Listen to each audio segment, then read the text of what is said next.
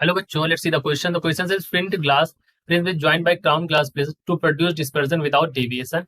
The refractive indices of these mean rays are of these four mean rays are 1.602 and 1.500 respectively. Angle of prism of flint glass is 10.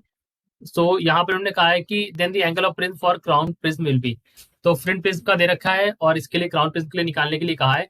तो इस question को solve करने के लिए जो हमारा यहाँ पर की कॉन्सेप्ट हो जाएगा, दैट की कॉन्सेप्ट विल बी, मैं बताया deviation del is equal to mu minus one into A हमारा एंगल ऑफ प्रिज्म है यहाँ पर, ठीक है। अब इन्होंने कहा है क्राउन ग्लास और फ्रंट ग्लास को आपने जोड़ दिया है यहाँ पर, मतलब ऐसे जोड़ दिया है, तो कुछ कंडीशन इस तरह से हमारी हो जाएगी। डायग्राम अगर हम इसका ड्रॉ करेंगे तो इस तरह से कुछ ड्रॉ करेंगे लाइक दिस, ठीक है। हमारी यहाँ से ये रे किसी डायरेक्शन में ऐसे, मतलब ये हमारा ऐसे है, ठीक है, ये किसी डायरेक्शन में ऐसे आ रही थी और ये ऐसे जा रही थी। डेविएशन जो होना चाहिए ना, वो एक का डेविएशन दूसरा यहाँ पर खत्म कर ही दे रहा है, मतलब रे को जो पास कर रहा है, produce dispersion without deviation. Disperse तो हो रही है, डेविएशन नहीं हो रहा है। इस तरह से हमने ज्वाइन किया ना इनको, इस वजह से ऐसा हो रहा है। तो कंडीशन कुछ इस तरह से, क्योंकि हमने फ्रंट ग्लास और क्राउन को दोनों को जोड़ दिया है, तो यहाँ पर डेविएशन नहीं हो रहा है, यानी कि डेल यहाँ पर नहीं हो रहा है, यानी कि टोटल जो डेविएशन होगा दोनों को अगर आप ऐड कर दोगे तो जीरो हो रहा है। बात समझिए। तो अगर ऐसा केस हो रहा है और दोनों को हमने जोड़ दिया है, तो डेविएशन मतलब क्या होता है, कि डेविएशन मतलब क्या होता है एक्चुअली समझो।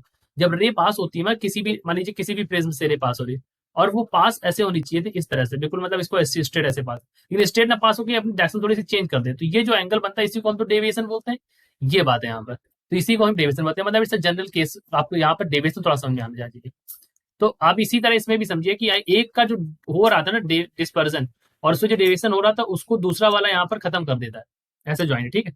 चलिए करते हैं यहाँ पर, तो del T is equal to zero, so यहाँ पर डेल लगाते हैं, तो डेल वन करते हैं तो ये हो जाएगा mu one minus one into A one, ठीक है। ये हो जाएगा फर्स्ट के लिए। अब दूसरा जस्ट उल्टा लगा हुआ, क्योंकि एक का डेविएशन दूसरा खत्म कर रहा है, इसलिए माइनस के साइन के साथ लेंगे, minus mu two minus one into दूसरे को हम मान लेते हैं ए टू, और इनका टोटल डेविएशन क्या है, जीरो है, क्वेश्चन के पहले बता रखा है। तो क्या आप इसको सॉल्व नहीं कर सकते? बिल्कुल कर सकते बच्चों। यहाँ पर तो हम लिख सकते हैं, यहाँ पर क्या लिख सकते हैं आप इसको, mu two minus one a two is equal to mu one minus one, और यहाँ पर हो जाएगा ए वन। सॉल्व कर लीजिए आप, तो म्यू टू की वैल्यू है 1.5 माइनस वन, यहाँ पर हो जाएगा A two is equal to mu one की वैल्यू है 1.602 माइनस वन, ये 1.500 यहाँ पर एक्चुअली, तो मैंने अभी 1.5 लिख दिया, इसको डबल जीरो आप लगा दीजिए ऐसे, ठीक है। अभी कैलकुलेशन में कोई फर्क नहीं पड़ेगा ऐसे अभी एग्जैक्टली। तो यहाँ पर 10 रहेगा, तो ए टू की वैल्यू आपको निकालनी है। सो ए टू की वैल्यू निकालने के लिए हम क्या करेंगे, इसको सॉल्व कर लेंगे further. So we can do this, a two की वैल्यू यहाँ से आ जाएगी 0.602 इंटू 10 डिवाइड बाई 0.5 ऐसे आएगी।